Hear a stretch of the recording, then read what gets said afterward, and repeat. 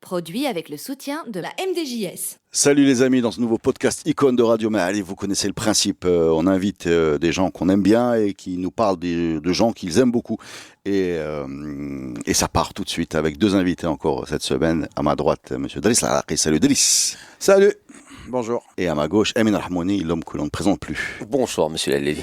Et d'ailleurs, si vous voulez savoir à quoi ressemblent nos invités, ils ont en commun un passé audiovisuel, puisque Driss Laraqi a été le héros incontesté de Stehlek Blamet Stehlek, c'est bien ça? Exactement. Où tu nous as abreuvé de conseils, de consommateurs. Rapidement, ce qui était marrant, c'est que Stehlek Blamet Stehlek, c'est-à-dire moi, Anna Man Stehlek. Alors que l'émission, je disais toujours Stehlek Blamet Stehlek. C'est-à-dire? Ah bah écoute. Quand tu dis Stehlek Blamet Stehlek, tu parles de toi-même, mais Stehlek Blamet Stehlek. Ah, sans esquinter les autres, parce qu'on parle toujours au personnel, on est toujours égoïste, on pense à nous. D'accord. Bon, j'avais pas saisi la mais bon, nuance. C'était trop nuancé. D'accord. Amin Rahmouni, par contre, vous connaissez sa tête puisqu'il sévit sur les ondes de médias, sur les écrans de médias télé, et que son visage élégant renverse les auditrices, paraît-il, et les téléspectatrices. Et on se demande bien avec qui il sévit, tiens. Exactement. Il sévit avec le football club du même nom.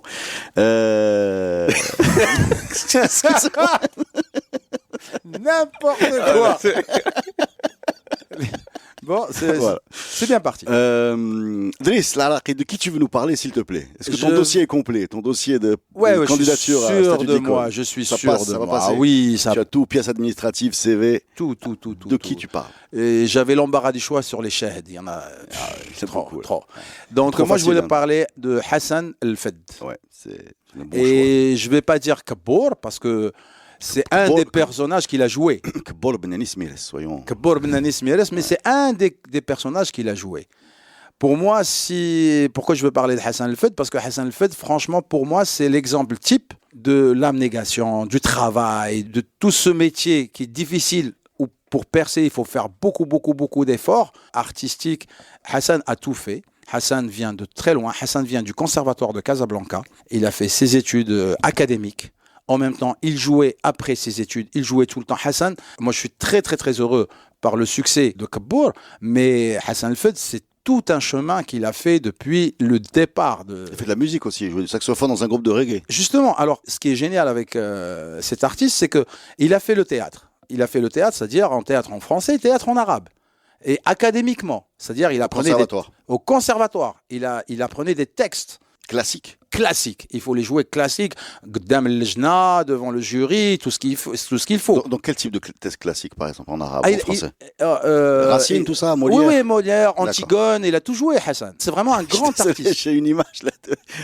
Oui, mais c'est drôle parce que de tragédie grecque de Racine, tu vois, Phèdre. Honnêtement, franchement, il a joué Molière, il a joué tout ce que... Il a du bagage, on le sent dans son travail. Voilà. Et même quand tu as parlé de saxophone, justement, les gens ne connaissent pas beaucoup parce que c'est un musicien, mais pareil, il a fait la musique académiquement, c'est-à-dire au conservatoire de la première année jusqu'à la 9e année, c'est-à-dire qu'il a le premier prix du conservatoire au saxophone, au théâtre arabe et au théâtre français. Il manque que le foot ou la boxe ou non. le jazz ou... Non, mais la musique, ça se sent dans ses parodies. Je trouve ces parodies extraordinaires. Hein. Il y en a une de Noamel Lahlou qui me fait rire. Oui. Dès que j'y pense. Mais dans le parcours de Hassan El-Fed, pour moi, il y a un moment où ça switch complètement, où il crève le plafond. C'est quand il fait ces petites capsules de 1 minute, là, qui sont sous forme de quiz, si tu te rappelles de ça. Oui. Et là, j'ai l'impression qu'en acceptant d'être très court, il est devenu beaucoup plus percutant. C'est-à-dire qu'on s'est retrouvé avec des dialogues super écrits qui étaient drôles à chaque ligne, quoi. Oui, mais c'est un grand bosseur. Moi, je peux te dire, quand il était au conservatoire, je l'ai côtoyé, il avait la 7e ou 8e année, il travaillait vraiment ses textes. Et la diction, le mot, il suivait tout, c'est-à-dire que rien n'était au hasard. Et même ses costumes, il les choisissait suivant le jour où il va jouer, où il va faire un examen. Et même, voilà pourquoi je veux parler de Hassan El-Fed comme un grand, parce que il venait faire son théâtre, mais il ramenait son saxophone. Une fois qu'il a fini son saxophone, imagine, tu fais 1 heure de théâtre ou 2 heures, 1 heure de saxophone, et il nous rejoint avec son saxophone pour s'amuser. C'est-à-dire, il pouvait faire 4, 5, 6, 7 heures dans le conservatoire avec un grand plaisir. C'est-à-dire, c'est un vrai artiste et un vrai bosseur. D'accord. Tu as quelque chose à nous dire sur Hassan El-Fed, Amin Rahmani? Hassan El-Fedoui, parce que c'est comme dit Driss, on a tendance à le cataloguer dans son personnage iconique de Kebor, mais en fait c'est beaucoup plus que ça, parce qu'on l'a découvert bien avant effectivement cette série qui passe à la télévision pendant Ramadan à succès, hein, qui a eu donc, gros succès pendant 2 ans avant de le décliner sur une autre thématique, on va dire. Mais Hassan El-Fed, effectivement, pour avoir parfois bossé avec lui, ce qu'on retient de lui, outre son talent, c'est effectivement la masse de travail qu'il a, parce qu'on a l'impression que tout ce qu'il fait, il le fait facilement. Et quand tu le fais facilement, on a l'impression que, limite, il improvise. Mais alors que non, moi je l'ai vu répéter maintes et maintes fois des choses, même les plus basiques. Et pour pouvoir justement avoir cette justesse d'esprit, cette justesse de ton et d'écriture, et pour pouvoir faire des choses très courtes, parce que fatalement les choses les plus courtes à écrire sont les plus difficiles. Donc pour pouvoir faire tout ça à la fois, il faut effectivement être un monstre de travail, un monstre d'intelligence, et comme tu disais, un monstre de talent aussi. Je suis très content qu'on parle de travail, hein, parce que c'est un thème qu'on aborde rarement. On a souvent dans l'imaginaire traîne l'idée que l'artiste mène une vie un peu de laisser aller, tu vois, qui se laisse bohémien. Porter, de bohémien, se laisser porter par ses humeurs, l'ilham, kerbat, tsuna, tu vois, ce genre de choses pour écrire. Et en fait, dans la réalité du travail d'énormément d'artistes, c'est pas ça. Et Hassan El-Fed, il est drôle et ça a l'air facile parce que derrière il y a beaucoup de travail, quoi. Et ça, c'est bien d'en parler parce que très souvent, on n'a pas l'impression que c'est une idée qui est très répandue dans l'esprit des gens. Oui, tu as raison, et je voulais juste ajouter une chose, c'est que contrairement à ce qu'on pense aussi, c'est que Hassan El-Fed est très focalisé sur son jeu d'acteur, effectivement, sur ce qu'il produit face à la caméra, mais il est aussi très impliqué sur ce qu'il y a autour. Pour ceux qui ont beaucoup travaillé avec lui, c'est très important. C'est-à-dire que c'est un monsieur qui est protéiforme.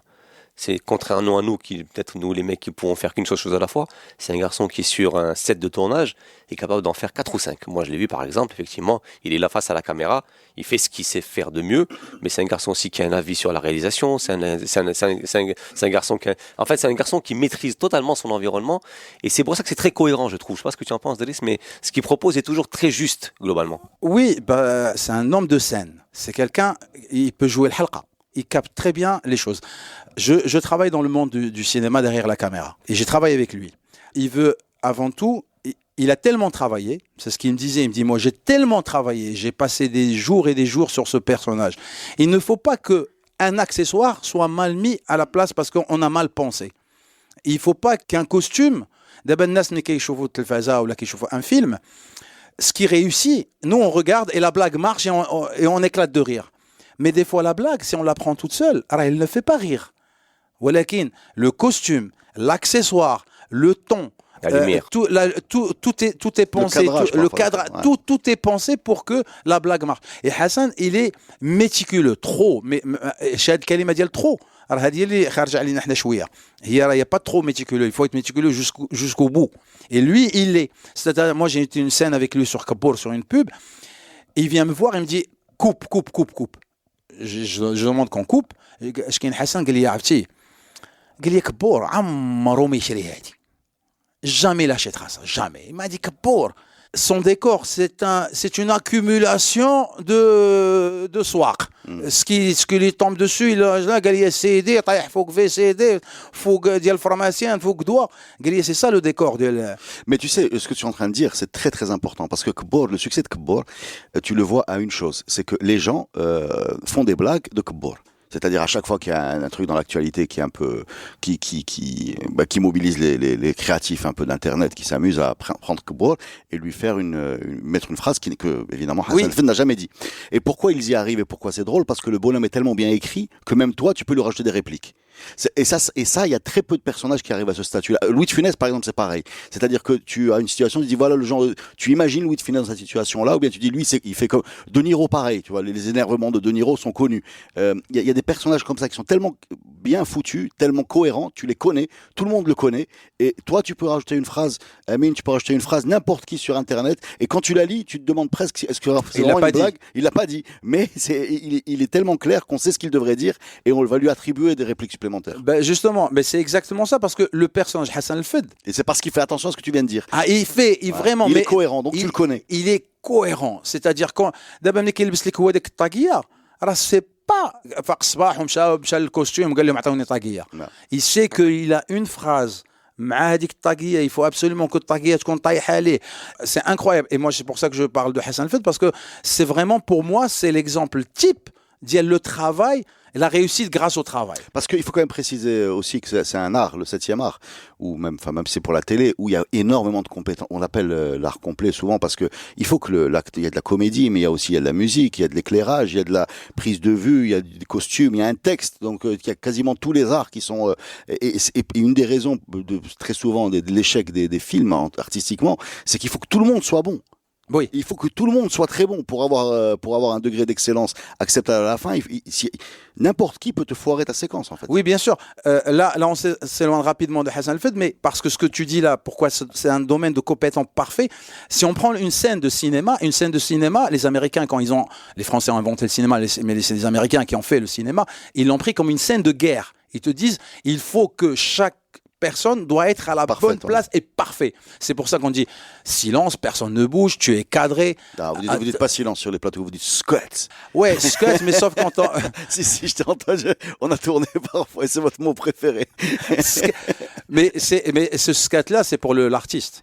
Non, mais j'ai compris. C'est pour l'artiste. Et justement, Hassan El-Fed, tout ça, comme tu as dit, il le connaît tellement bien que lui, il veut que tout le monde soit concentré pour donner le meilleur de lui-même. Et je t'assure que certains copains, ils me disent « Ouais, Hassan ki'aoud bzaf, Hassan ki'aoud bzaf. » Hassan, il sait quelle prise elle est bonne, et c'est bon. Il a refait donc juste pour la technique. Si elle est bonne la première, il peut prendre que la première, en fait. Mais par gentillesse, il fait la deuxième, parce qu'on ne sait jamais si la technique, il y a un problème. Mais il sait que celle-là, elle est bonne, et il le dit. Il dit « Celle-là, elle est bonne. C'est celle-là que je veux au montage. » C'est pas que Kebbour. Ce que je veux dire, Hassan vient, il a fait plein de sketchs, c'est un musicien, mais aussi il connaît, il maîtrise la scène. Eh ben, j'ai trop parlé. Non, c'est super. Je pense qu'on tamponne le fameux icône marocaine, vraie icône. Hein. Presque, on peut même mettre 2 icônes pour Hassan El-Fed, parce que Hassan El-Fed est une icône et Kebbour est une icône aussi. Oui. Hassan El-Fed et Kebbour est une icône. D'ailleurs, juste pour finir sur Kebbour, ce qui est génial, comme vous dites, il a tellement travaillé sur son personnage. Hassan El-Fed, il est passé sur des thèmes où il n'y a pas eu scandale. Kma. Il a joué aux dames, il s'est bagarré. Tellement il est comme ça que tout le monde l'a accepté. Oui. Parce qu'il est vrai. Donc du coup, comme tu le connais, tu vas pas le changer. Tu l'acceptes dans ta société. Mais un autre aurait joué avec une cigarette. Alors que Kebbour, on l'a accepté. Parce que c'est Kebbour. Oui, c'est une bonne chute. C'est Kebbour, mais moi je pense que c'est encore bien plus Kebbour, sachant que pour moi, travailler sur le monde rural pour faire rire, c'est quelque chose de facile à la télévision. Oui. C'est pendant 10, 15, 20 ans pour faire rire, il fallait ramener le arabe à la télévision, le caricaturer, hop. Les accents. On monte un peu d'accent, de la musique, et hop, ça passe. Encore aujourd'hui. Et lui, il est revenu, peut-être 20 ans plus tard, il a rematiné tout ça à sa propre sauce et il en a fait une personne, comme tu dis si bien, iconique, comme les Hassan El-Fed. Merci les amis. Juste un petit point quand même sur cette histoire de rigoler avec l'arabi pour aller vite. C'est également, il faut le dire, dû à la structure un peu de notre système. Si vous posez la question autour de vous, qu'est-ce qui vous fait rire et les blagues qu'on raconte, si vous enlevez le sexe, le pouvoir et l'argent, c'est pas grand-chose, effectivement. La religion, le sexe, le pouvoir et la religion, il vous reste plus que le pauvre arabi qu'il faut faire tomber dans les escaliers pour faire rire, que bon, là, dessus trouver une nouvelle voie, voilà. Bon, c'est le plus malin des plus malins. Merci les amis.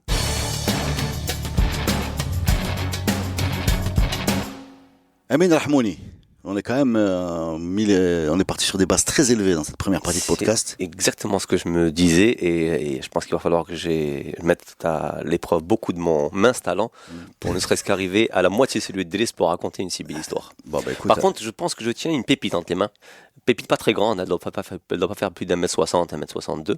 Une plume même. Un poids plume, effectivement, mais quel puncher. Je vais vous parler d'un monsieur qui pour moi reste iconique pour 2 raisons. La première, on va dire son nom déjà. Bien sûr, mais j'y arrivais. Ah, tu fais des effets. Exactement. D'accord. La première déjà, c'est que c'est un personnage formidable. Titre, hein. Exactement, un personnage formidable, humainement parlant. Et la seconde, effectivement, c'est quand même on parle du premier boxeur marocain à avoir été médaillé olympique. Et je vous laisse deviner son nom. Abdelhak Achiq.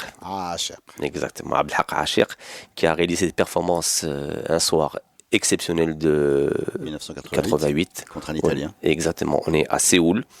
Effectivement, le finish n'est pas aussi exceptionnel qu'on l'aurait voulu. Parce il est dramatique. Hein, il est mélodramatique, mais bon, on aurait voulu qu'il aille plus loin. Mais effectivement, je pense que c'est cette fracture qui va faire de lui une icône, parce que de cette fracture va débouler quand même pas mal de choses. Beaucoup de frustration de sa part, beaucoup d'incompréhension, beaucoup de tristesse aussi, parce que on l'a quand même pensé à un certain moment qu'il avait fait exprès, qu'il n'était pas vraiment blessé. Par la suite, son médecin viendra contredire la chose, mais je pense aujourd'hui, cette fracture-là, ce combat-là, ce parcours-là, a fait de lui, je pense, une icône de la boxe marocaine. Moi, je vais vous poser une question. Donc, je ne connaissais pas cette histoire. C'est en demi-finale. Il s'est fracturé avant le match Non, premier round. Ah, pendant le... Non, alors il s'était blessé. Il s'était blessé un petit peu avant. On avait essayé de rafistoler la chose. On l'avait traité à l'électricité pour l'époque. C'est des choses de complètement novateur. On avait strappé au maximum, mais on savait en fait qu'au moindre coup, le doigt pouvait rentrer en fait. C'est exactement ce qui se passe. Il met une droite sur le côté du menton de l'Italien et il saute en hurlant et le match est interrompu après le premier round. Il y en a 3 en boxe amateur. Il est poids plume et donc logiquement, point de règlement, les 2 demi-finalistes ont médaille de bronze dans la boxe olympique, donc il devient automatiquement médaille de bronze alors qu'en cas de victoire, il serait parti vers l'or ou l'argent. Exactement. Et donc c'est Parisi, l'Italien bien nommé, qui effectivement va en finale. Mais sinon en fait Acher, déjà ça commence bien. Acher, ça commence à la fin des années 50 à Haïm Mohammadi, très précisément au très mal nommé Dermoulé Sherif, où Acher fait tout sauf de la boxe. Acher, c'est avant tout un footballeur. D'ailleurs, toute sa carrière va être malmenée, on va dire, entre ses désirs d'être footballeur et ce qu'il savait faire le mieux, à savoir taper sur les gens, esquiver des coups dans un noble art que tu maîtrises relativement bien pour en avoir fait les frais chez Reda El Lali dans ma chair, qui est la boxe. Donc en fait, donc Acher, il grandit à Haïm Mohammadi, mais Haïm Mohammadi, c'est juste vraiment quand il est à Dermoulé Chif, il est footeux. Là où véritablement sa vie va changer, c'est quand il va déménager par la suite avec ses parents toujours à Haïm Mohammadi, mais près de Dar Shabab, la maison des jeunes, où là il va vraiment historique Dar Shabab. Bien sûr. Et c'est là où il va véritablement. On a un véritablement... podcast sur Haïm Mohammadi, il faut l'écouter. Et quand il arrive près de Dar Shabab, d'ailleurs la salle de boxe où il est donc qui s'appelle Khashabet est pas loin de sa maison. Et là il va s'ouvrir à tout. D'abord à la culture. C'est là effectivement où il va sympathiser avec les membres de Nesl Rewan, avec le Mshaheb, avec qui il aura une vraie proximité avant même qu'eux n'explosent. Et par la suite, il va découvrir la boxe, tout en continuant à jouer au foot. Et la boxe, en fait, il va découvrir comment, en allant un jour accompagner l'icône de la boxe de l'époque, qui s'appelait Mohamed Haji, en fait, et qui va à l'entraînement, donc la salle de boxe d'Ar Shabab. Et c'est là où il va découvrir l'entraîneur mythique du quartier qu'on appelle Zerougui, qui lui par exemple va rentrer dans l'histoire parce que ce Zerougui va être le père fondateur entre guillemets de la boxe dans ce quartier-là. Il va avoir un paquet de boxeurs qui vont sortir de son école. Donc sous la direction de Zerougui, Acher, costaud déjà et très bagarreur, empile les combats qui gagnent les uns après les autres, mais lui c'est le foot et surtout pas l'école. D'ailleurs, il est très rapidement viré de l'école primaire. Il y a dans l'ordre le foot, Nesl Rewan, la boxe, l'école. Non, l'école, je crois que ça rentre même pas dans son. D'ailleurs, il fait une école publique au début, donc qui s'appelle Ibn Messam, d'où il est très rapidement viré. Il fait une école privée par la suite qu'on va appeler l'école Saadine, d'où il va aussi être viré. Alors, à un certain moment, on le gardait, on l'enfermait pour pas qu'il laisse battre avec les gens. Bref, en fait, on l'aura compris. Lui, en fait, c'est le foot. Et la boxe, effectivement, pour aller gagner un peu d'argent, parce qu'à l'époque, on le payait 15 dirhams par combat. Donc pour lui, en fait, la boxe n'est qu'un moyen de prendre un peu d'argent. Mais pour prendre du plaisir, ça allait jouer au foot. Donc en fait, ses débuts en équipe nationale, c'est les Jeux méditerranéens de speed de 79. Oui. Effectivement, à l'époque, il a 79, 59, donc il a à peine 20 ans. Il remplace un boxeur qui est Mohamed Raïs, qui est en fin de carrière. Donc on fait appel à lui parce que voilà quoi, le mec il cartonne tout dans les catégories de jeunes. Il est costaud, il est vif, il a peur de rien, c'est un bagarreur. Et puis surtout, il va avoir sa première illumination, c'est qu'il part en stage en France. Donc t'imagines pour l'époque, un gars de Haïm Mohammadi boxeur, un Acher, qui part en stage en France. Il revient donc les étoiles plein les yeux. Mais bon voilà, même s'il revient les étoiles plein les yeux, il n'a pas forcément envie de boxer parce que bon, comme c'est un nouveau dans le métier, t'avais les anciens qui le chambraient un petit peu, disaient ouais bon voilà, Méditerranéen, tu vas te faire défoncer la tronche, défaite par KO au premier round, donc il refuse. Il est sélectionné, mais il refuse d'y aller. Il a peur, tout simplement.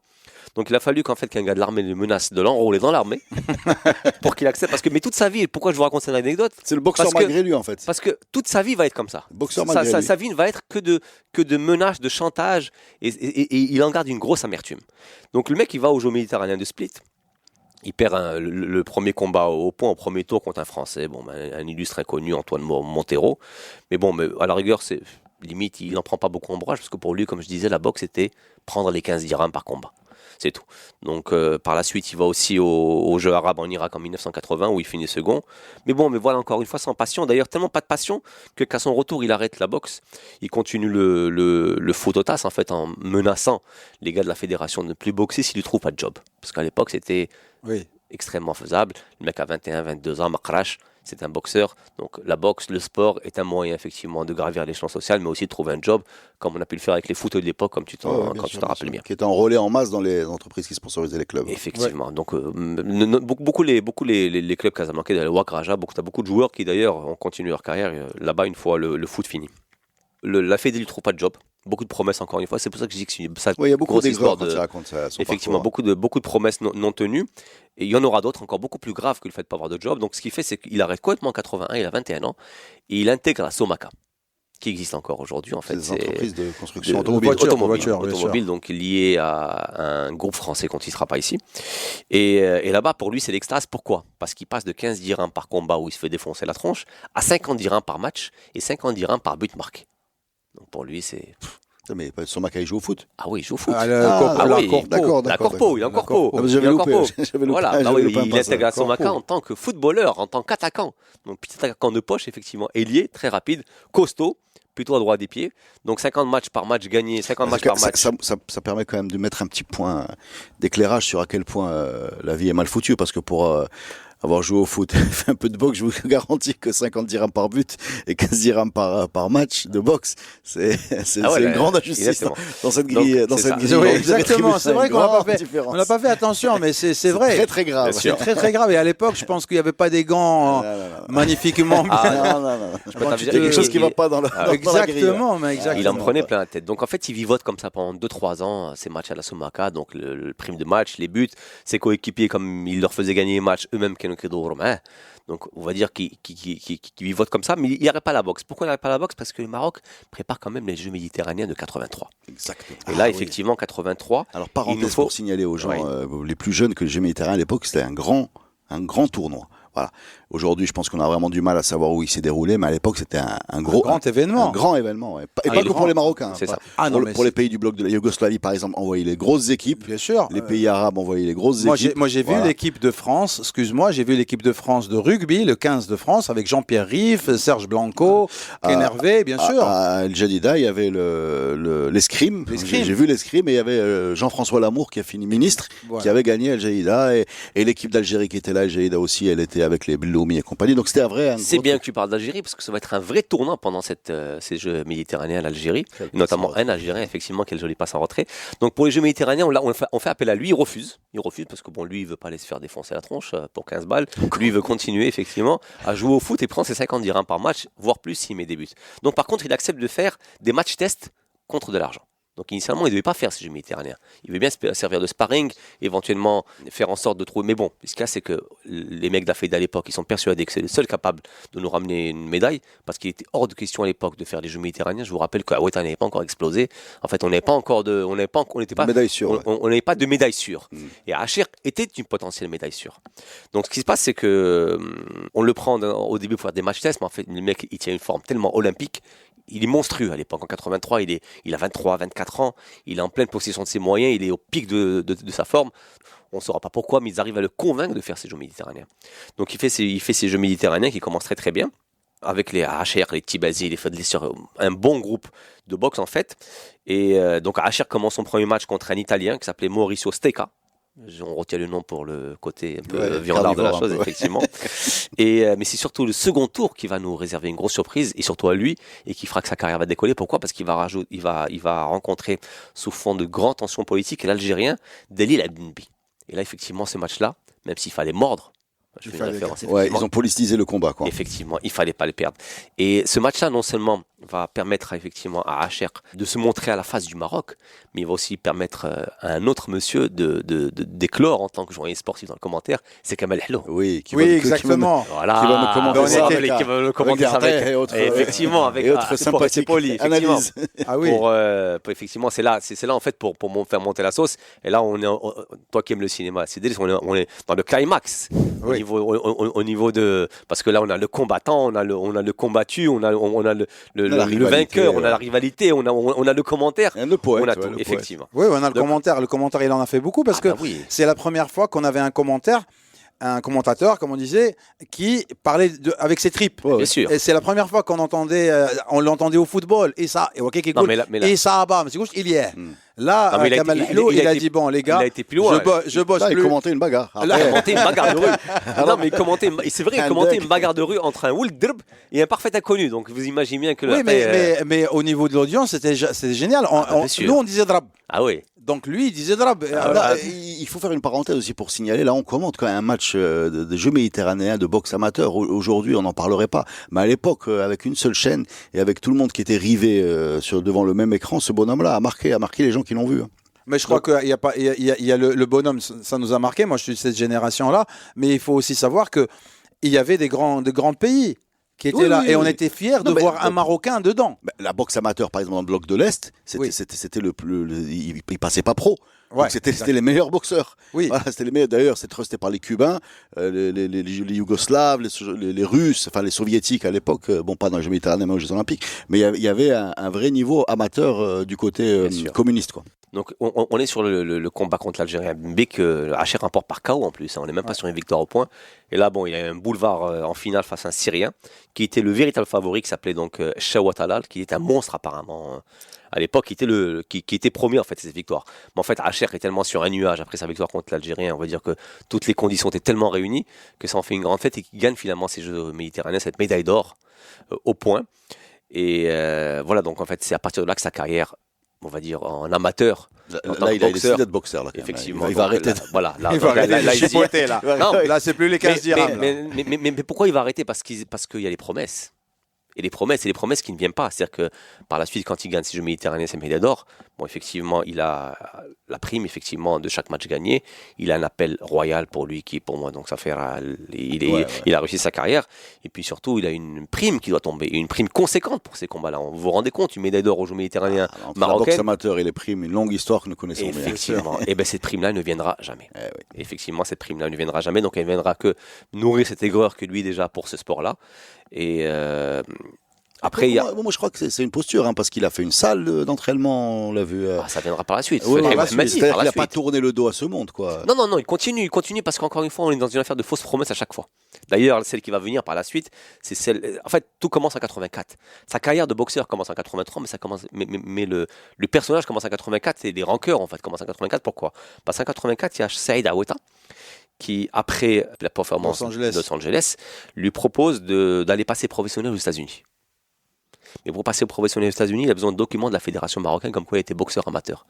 Et c'est ces documents que la fédération ne voudra jamais lui donner. Et pas seulement en 84. On est en 84, la fédé refuse, donc il reste un mois pour les JO que Aoueta a préparé et que devait faire Acher. Donc Acher qui décide de faire un geste technique magnifique, qui n'est pas donc un gauche-droite, crochet, esquive droite. Mais il décide de prendre l'interrail, de tout plaquer et de partir en Europe. Exactement, c'est ce que Donc il décide d'aller rejoindre un ami à lui en Hollande. Vous voulez pas me donner un papier pour que je devienne professionnel? Je fais pas vos Jeux Olympiques. On parle quand même de Jeux Olympiques, 84. Donc il prend l'interrail, il part pour la Hollande. Entre-temps, il rencontre une Française dans le train. Ben, il s'arrête en France. Il s'arrête en France, il n'arrivera jamais en Hollande. Donc il va s'installer chez un pote, parce qu'avec la Française, ça dure le temps des roses, vous imaginez bien, qui s'appelle Bouzien Rkoub, qui lui va l'inscrire dans un club. Et ce club va littéralement tomber amoureux d'Acher et qui va vouloir le faire passer en pro. Encore une fois, l'occasion de passer en pro, parce que quand on passe en pro, c'est du pognon. Donc là, Acher, effectivement, il a 25 ans, il est au fait de sa gloire et de sa forme, il faut qu'il commence à gagner de l'argent. Donc pour ça, et encore une fois, il lui fallait papier de la fédération, et encore une fois, la fédération refuse de donner papier, Mais on les comprend bien, la fédération, parce qu'à l'époque, Acher est la seule promesse De médailles. de médailles. D'arriver Et à l'avoir pour en pouvoir 88, arriver, ouais. effectivement, faire des JO, faire certaines compétitions, tu ne peux pas être professionnel. Tu peux être c'est le qu'amateur. Et c'est là c'est le la- hiatus, en fait. C'est C'est là la tout. tension entre le destin Effectivement. individuel, les objectifs individuels et l'objectif de la fédération. Effectivement. Donc en fait, Acher reste en France, mais le problème de la France, c'est qu'il n'y a pas de papier. Donc il reste que 6 mois, il est obligé de revenir. Mabrach, il ne veut pas brûler pour dire le mot en français. Il ne veut pas être clandestin, donc il revient au Maroc. Parce qu'au Maroc, en fait, lors d'un gala, il rencontre le président de la fédération. À l'époque, il s'appelait donc Bouchenchouf, qui lui propose de réintégrer la sélection pour préparer un boxeur qui s'appelle Kamel Marjouane, Oui. boxeur qu'on connaissait aussi, en contrepartie de papier. Donc tu viens, tu proposes le boxeur pour faire les Jeux pan-arabes, et si le boxeur réussit, on te donne des papiers, tu vas faire professionnel.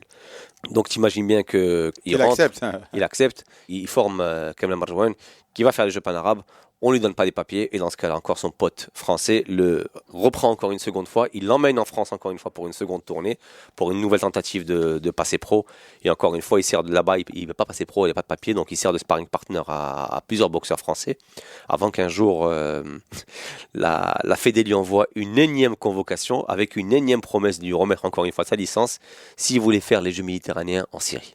Donc on est en... L'Atterria. Effectivement, à la Tequilla. Exactement. Bye bye Casablanca, rendez-vous à la Donc, Tequilla. alors il fait la Tequilla. Pourquoi? Parce que c'est là où il découvre aussi qu'il y a son frère, Mohamed. Oui. Donc effectivement, c'est la première compétition où il va combattre En en famille. compagnie, effectivement, enfin en famille avec son frère. Il est médaillé d'or, bien entendu. C'est les Peaky Blinders. Effectivement, Peaky Blinders. Il est médaillé d'or donc à la Tequilla en battant en italien, donc Luigi Tadano. Et la fédération, vous savez ce qu'elle fait? Elle lui donne ses papiers. Elle lui donne pas ses papiers. Je sais pas, parce qu'il va gagner. Ça aurait été 88. trop facile. Mais non, Voilà. on a spoilé, contre, on a spoilé le La début. Fédé, elle lui promet de lui donner ses papiers. S'il fait, mais lui, c'est une promesse ultime. Séoul. S'il fait Séoul, Voilà. c'est dans la ville, les amis. Ah ben je comprends Et la comme- fédération, moi je vais défendre Ah la oui, fédération, je suis en désolé. fait, bien sûr. J'ai un poulain, j'ai Bah, tout bien ce qu'il sûr, faut, il va c'est faire ça. professionnel. Donc le bâton et la carotte, là, le Bah, pauvre il va Acher. faire professionnel. Si Mais- ça se trouve, ils se prenaient un pain aux États-Unis et on n'entendait plus parler Exactement. Ils rencontraient je sais pas, Foreman ou je Non, sais non, pas c'est pas qui le même allait. poids. C'est pas le même point. Non, mais Et- le Foreman du poids de Hacher. Mais ce qui est Donc, horrible, c'est que quand vous connaissez le personnage, c'est que ce Très bonhomme technique, est hein, un Acher, personnage, au-delà de la technique, ce personnage d'une gentillesse et d'une crédulité incroyable. C'est vrai. Donc c'est un vrai, gars c'est à qui vrai. tu peux promettre 15 fois la même chose, ne pas tenir 15 fois, tu viens la 16e fois, il te suivra quand même. C'est un bon gars. C'est un super C'est un bon bon gars. gars. C'est un super bon gars. et- C'est un super bon gars, ouais. c'est un vrai bon gars. Donc en fait, après l'histoire, on la connaît. Il part à Séoul, effectivement. Le premier combat, il le gagne. Il se blesse, il a une petite blessure qu'ils vont essayer de traiter, mais il savait que ça ne tiendrait pas. Après le second combat, effectivement, en demi-finale contre l'Italien Parisi, c'est là où le coup part, effectivement. Il se pète, il arrête, il crie. On essaye de rafistoler le tout, ça ne tient pas. Donc ce combat-là est arrêté. Ça fait une médaille de Acher, bronze. effectivement, Médaille de est bronze. médaillé de bronze et très aigri quand il retourne au Maroc parce que bon, une grosse campagne où certains, beaucoup même pendant des années par la suite, penseront qu'il avait fait exprès, qu'il avait peur de Parisi, alors qu'en fait, il faudra, en fait, Il va la gagner la sortie- finale d'ailleurs, Paris. Effectivement, il faudra par la suite que son médecin personnel, donc le professeur Dzez, le médecin de Acher et de la fédération, fasse une sortie officielle en sortant les clichés, en arguant que Acher avait été véritablement blessé, que c'était pas une posture. Et par la suite, Dzez dira en fait que tout ça était parti d'un problème de communication, mais c'est quelque chose qui a vachement blessé Acher. Donc voilà, donc on est en 88, à la fin des années 80, il a quasiment 30 ans, donc le gars, sa main ne guérit pas bien, il pense arrêter. Il fait quand même les championnats du monde en Russie en 89, il perd en quart de finale. Il fait les Jeux méditerranéens de Syrie en 90, qui gagne, médaille d'or quand même.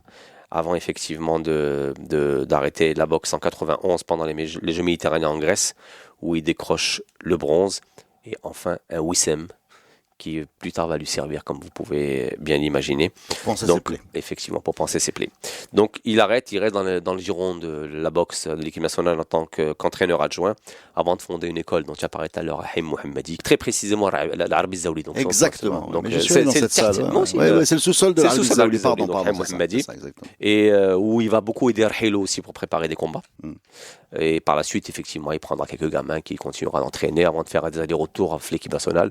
Mais on va dire une fois encore, il arrêtera la boxe définitivement tant en tant que boxeur qu'entraîneur, parce que c'est un sport à qui il estime avoir beaucoup donné et qui ne lui aura pas rendu grand-chose en retour, très chers amis. Écoute, juste un petit mot pour signaler que son frère Mohamed Achiq en 92 va connaître la même chose, donc blessure en demi-finale et médaille de bronze par défaut. L'occasion aussi de rendre hommage en plus à monsieur Temsamani, médaille de bronze de boxe amateur également pour médaille de bronze olympique, et à Mohamed Rabi'i. Alors lui, j'ai vu à Rio, voilà, également médaille de bronze. On attendait un peu mieux parce que il est passé pro à Rabi'i. Il a 5 ou 6 combats, je pense, en pro. Pour autant de victoires, il me semble. Ouais, pour autant de victoires. Donc voilà, tous les médaillés de la boxe, on va quand même le rappeler, c'est le seul sport où on a eu des médailles olympiques à part l'athlétisme. Oui. Voilà, c'est pas rien. C'est pas rien, Voilà, bien c'est sûr. un super sport, ça donne des personnages et des destins incroyables. Comme celui de Achiq. Exactement. D'ailleurs, j'espère que j'étais moitié aussi bon que Driss. Ouais, non, Et que j'ai réussi à estampiller vous avez été fort, le. voilà. Ah non, mais c'était Et une saga. c'est C'est une une saga, saga, c'était magnifique. Voilà. C'est une Et saga. on va pouvoir estampiller quand même d'icônes, statue d'icônes. Ouais, allez, on met toute la famille. Allez. Et même, je dirais même, et même le quartier. Et même le Là, quartier. l'icône, elle est par défaut. L'icône par défaut. C'est le début de tout. Hein. Bah écoute, moi j'aimerais rajouter, on est d'accord que c'est l'icône. J'ai juste une anecdote à vous raconter. Et vous pouvez, c'est Hassan Fed, parce que comme ça on rejoint les choses. C'est Hassan Fed qui me l'a raconté. Hassan était à Salé, il roulait en voiture, il rentrait de Salé à Casa, et puis il a eu un petit problème en automobile avec quelqu'un d'autre, et puis ils se sont pris la tête un petit peu. Hassan a levé le bras, il s'est énervé, et puis l'autre là, ils se sont rejoints au feu rouge. Hassan s'est retourné, et qui était dans l'autre voiture avec qui il voulait se bagarrer? Achiq. Bah c'est Achiq. Et là, il Et s'est Hassan, non, Hassan Fed lui قال له وكين عتا ضربت عليهم ضربت عليهم كامل. Et c'est Hassan qui m'a raconté ça. C'est marrant parce que Achiq est un garçon qui est, quand vous le rencontrez, qui est bourré d'anecdotes. Je pourrais vous en raconter 10 000. Oui. Alors, puisqu'il faut finir sur une, pour moi la plus drôle, c'est celle-ci. Il devait préparer, je crois, les Jeux méditerranéens 83, je crois, à Casablanca. Et on n'arrivait pas à lui trouver de sparring partner. Pareil, donc en fait, ils n'arrivaient pas. Personne ne voulait combattre Achiq parce qu'il était monstrueux à l'époque. Donc ce qui se passe, c'est qu'au niveau des forces armées royales, ils décident de prendre le plus costaud. Un gars costaud, qui fait un peu de boxe, qui fait de la boxe très costaud, qui est capable de prendre des coups. Mais par contre, on ne lui dit pas qui c'est qu'il doit rencontrer. Donc ils le prennent à Rabat et tout, ils le ramènent vers Casablanca. À l'époque, il n'y a pas autoroute Casarabat. Donc ils le prennent, et le garçon, par un moment, mi-chemin, par curiosité, demande qui c'est qu'il devait rencontrer. Et là, il refuse de lui dire. Ils ont comme une petite circonvolution entre on dit ça, mais on ne dit pas le nom d'Achiq. Et je pense que le garçon percute en fait, qui a un problème. Il demande une fois, il demande 2 fois, il demande 3 fois. Et à un certain moment, on ne lui dit pas, mais dans la discussion, il y a le nom d'Achiq qui ressort. Et le gars percute. Il les laisse faire, allez, on va dire 5-6 km. Il demande à la voiture de s'arrêter pour pouvoir faire ses besoins dans un coin en fait. Et les gars, il dit d'accord. Le gars sort de la voiture, il part en courant, il traverse le terre-plein, il se met de l'autre côté, il fait l'autostop pour rentrer sur Rabat. Ils ont passé 20 minutes à le supplier de rentrer, je peux vous assurer, en le menaçant. Il n'a jamais voulu venir faire ce combat-là contre Achiq, et Achiq est resté sans sparring partner. Merci Et les ben- amis, c'était passionnant. Rendons hommage à tous ces sparring partners. Hein, Exactement, quand même. qu'on en pris pendant la tronche. C'était super.